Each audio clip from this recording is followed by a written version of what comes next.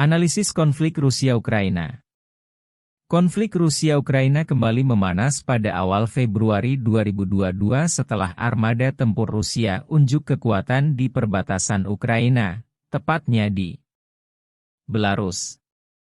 Kekuatan Rusia yang dikirim dalam jumlah cukup besar itu diperkirakan dapat dijadikan sebagai kekuatan untuk melakukan invasi ke Ukraina, dan menjadi penyebab terjadinya eskalasi ketegangan dalam hubungan Rusia-Ukraina, meskipun upaya diplomasi telah dilakukan dan belum memberikan solusi.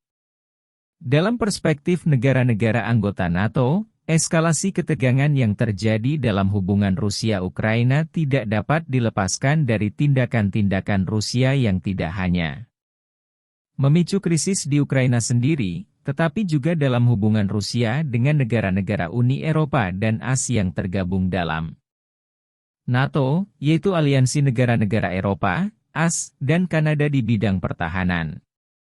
Bagaimana sesungguhnya hubungan antara Rusia dan Ukraina serta latar belakang meningkatnya ketegangan di antara mereka, dan bagaimana reaksi internasional menanggapi situasi yang sedang terjadi?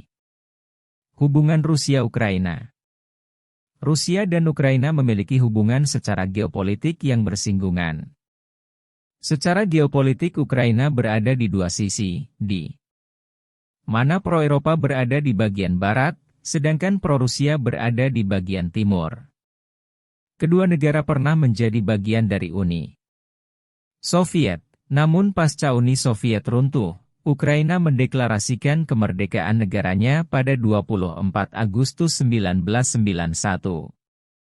Setelah Rusia dan Ukraina berdiri sendiri menjadi negara merdeka, kedua negara membangun hubungan diplomatik pada 14 Februari 1992 yang disusul dengan kesepakatan beragam perjanjian dan kerjasama pada tahun 1997.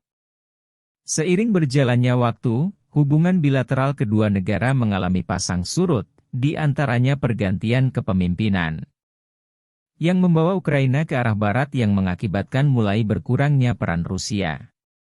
Selain itu, Ukraina juga memiliki keinginan untuk menjadi anggota Uni Eropa, dan dalam perkembangannya kemudian muncul keinginan dari pemimpin Ukraina pro-Eropa untuk menjadi anggota NATO.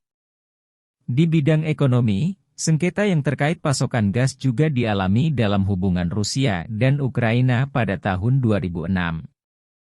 Rusia merupakan produsen minyak serta gas alam bagi banyak negara Eropa, termasuk Ukraina. Ukraina sendiri sangat mengandalkan pasokan gas dari Rusia dan menjadi jalur transit bagi pasokan gas dari Rusia menuju Eropa. Dalam kerjasama gas, pada 1 Januari 2006 terjadi penghentian pasokan gas dari Rusia akibat kenaikan harga. Hal ini terus berlanjut hingga perusahaan gas tersebut mengurangi jumlah pengiriman, dikarenakan ketidaksanggupan Ukraina dalam membayar utang dan denda kepada Rusia. Akibat lainnya, ekspor gas ke Eropa menjadi terhambat. Ketegangan hubungan Rusia-Ukraina. Ketegangan hubungan Rusia dan Ukraina sesungguhnya sudah terjadi sejak tahun 2014. Saat itu, rakyat Ukraina yang memilih untuk lebih independen menggulingkan Presiden Viktor Yanukovych yang pro-Rusia. Demonstrasi pro-Uni Eropa terjadi akibat penolakan terhadap kebijakan Viktor yang lebih memilih berhubungan dagang dengan Rusia. Pelengseran Viktor menyebabkan konflik pada pemerintahan Ukraina hingga terbagi menjadi dua golongan, pro-Uni Eropa dan pro-Rusia. Pro-Rusia berasal dari masyarakat serta politisi Crimea. Sayangnya, kepentingan Rusia dalam menyelesaikan konflik internal Ukraina menjadi upaya pemanfaatan Rusia untuk mendapatkan wilayah Crimea. Letak Crimea yang strategis rupanya dimanfaatkan oleh Rusia untuk memperkuat pengaruhnya di kawasan Eropa Timur dan Tengah. Pada akhirnya, Parlemen Crimea melakukan referendum saat krisis Crimea berakhir pada 16 Maret 2014 dengan bergabung ke Rusia dan Melepaskan diri dari Ukraina. Setelah krisis Crimea, pasang surut hubungan Rusia-Ukraina masih terjadi hingga bulan Februari 2022. Krisis berawal dari NATO yang tengah berupaya mengekspansi keanggotaannya ke Eropa Timur dengan menarik Ukraina sebagai target. Hal ini dinilai oleh Rusia menjadi ancaman serta pelanggaran, dan sebagai akibatnya, Presiden Putin tidak membiarkan Ukraina lepas begitu saja. Hal tersebut adalah sesuatu yang wajar bagi seorang presiden Rusia yang tidak merelakan saudara seperjuangannya melepaskan diri. Oleh karena itu, juru bicara Rusia membantah tuduhan dari Barat bahwa negaranya berencana menginvasi Ukraina dan beranggapan tuduhan tersebut hanya upaya provokasi demi meningkatkan ketegangan. Namun sayangnya, tindakan Rusia ini sudah membawa dampak bagi negara pendiri NATO. Dampaknya yaitu tindakan AS dan Kanada yang merelokasi staf kedutaannya ke kota Lviv yang berjarak 70 km dari perbatasan Ukraina-Polandia.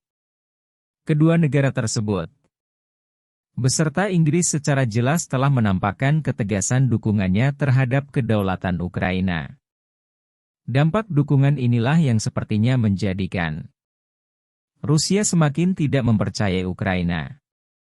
Di luar dari krisis kepercayaan antara Rusia dan Ukraina, upaya penyelesaian konflik tetap perlu dilakukan. Perserikatan Bangsa-Bangsa, PBB, telah menyerukan bahwa diplomasi serta dialog adalah cara terbaik dalam menyelesaikan konflik. Hal ini penting dilakukan untuk mencegah terjadinya babak baru perang dingin yang dapat berlangsung antara Rusia dan AS. Jika perang terjadi tentunya mengancam keselamatan banyak orang dan dampaknya sangat luas, tidak saja di Eropa Timur.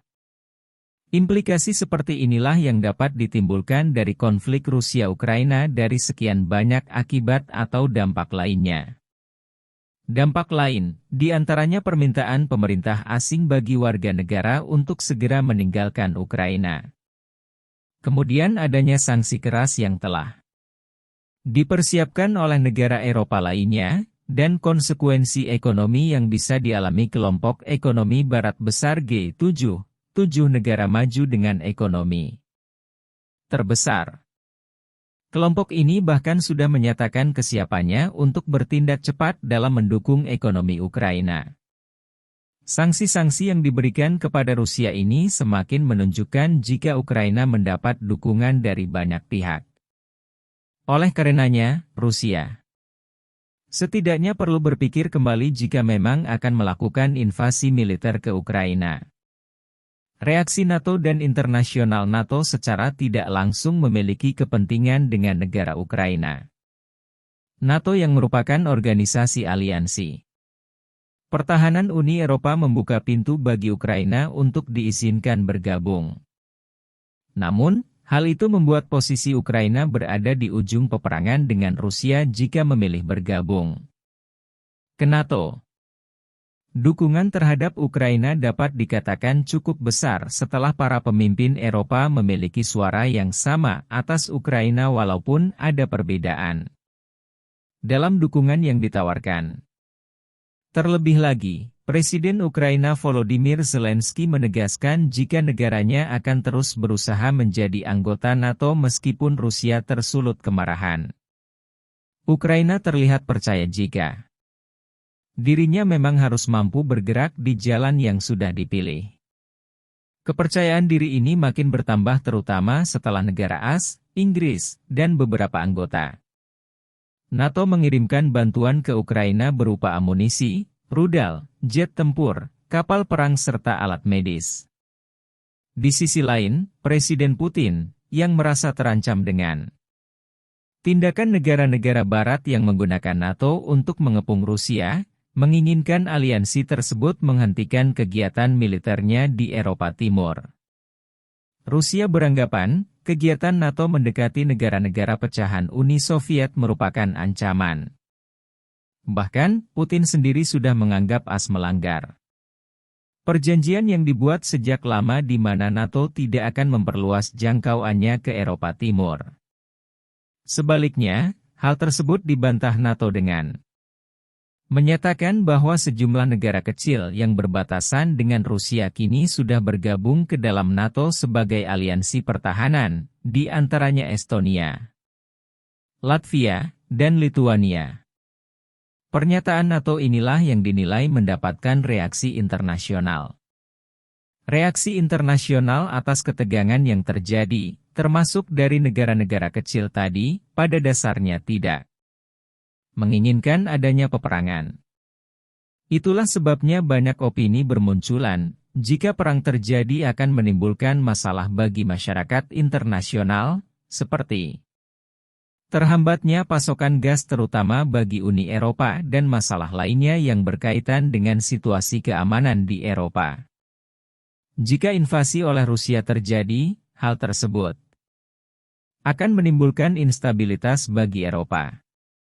Oleh karenanya, sebelum hal itu terjadi, saat inilah waktu yang tepat untuk menurunkan ketegangan, mengurangi pergerakan, dan menahan ancaman, termasuk menghentikan retorika yang bisa menyulut ketegangan. Yang harus dilakukan sekarang adalah mencegah terjadinya peperangan, mengingat dampaknya juga akan memengaruhi berbagai sektor seperti ekonomi, sosial, energi terutama dengan negara-negara tetangga dari Ukraina dan Rusia antara lain Belarusia, Hungaria, dan Rumania. Konflik Rusia-Ukraina bisa saja dilihat sebagai persoalan internal bagi kedua negara. Namun, keberadaan Ukraina sebagai entitas yang cukup penting di perbatasan dengan Rusia, tidak saja memiliki nilai strategis bagi Rusia, tetapi juga bagi negara-negara Eropa Barat, sehingga krisis Ukraina pun mengundang kepentingan banyak pihak, termasuk AS yang tergabung dalam NATO bersama negara-negara Uni Eropa. Krisis Rusia-Ukraina yang belum menemukan penyelesaiannya hingga kini, setidaknya hingga Februari 2022, menimbulkan keprihatinan internasional mengingat perang atau konflik terbuka sangat berpotensi terjadi jika para pihak yang berseteru tidak bisa mengendalikan diri lagi.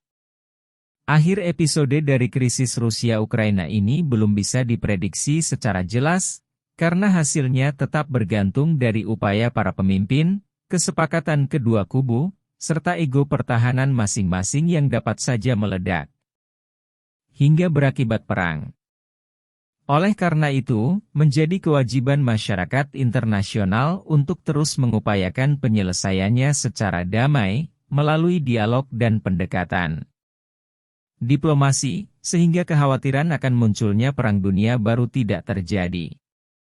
Indonesia, sebagai bagian dari masyarakat internasional dan dengan politik luar negerinya yang bebas aktif, perlu ikut mengambil peran untuk mengupayakan solusi terbaik bagi penyelesaian konflik Rusia-Ukraina.